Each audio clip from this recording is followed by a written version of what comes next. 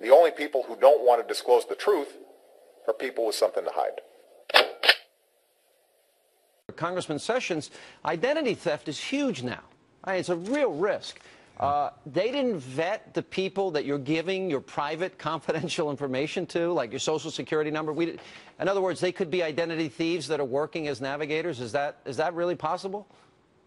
Under direct questioning, testimony today by a senior official from Center for Medicare and Medicaid Services testified that they do not know who these people are. They've never taken a picture of their license, their driver's license. They do not know who they are. And yet, he openly then said, but they're really doing a great job. Yeah. And this is simply, as he described, it's one good neighbor helping another good neighbor. This is the federal government at work using federal dollars, and I believe on the very surface of it, it is fraud at its very finest, and this administration is pushing it. The hearing today revealed all of these issues. Exit question. Congressman Issa, I'll start with you. Would you, based on what you know about the security or lack thereof of the website and the navigators, would you recommend anybody go to that website, sign on, give personal information, or is that a mistake?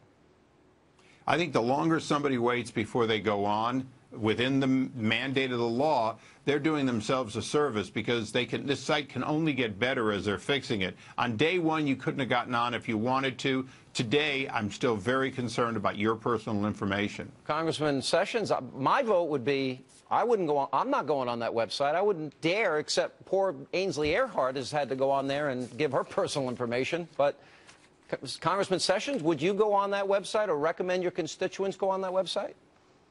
Well, in fact, I have been on that website and had a terrible time getting through it. It is only a last resort opportunity. And for the president to go and sell this as ready for prime time is simply not correct.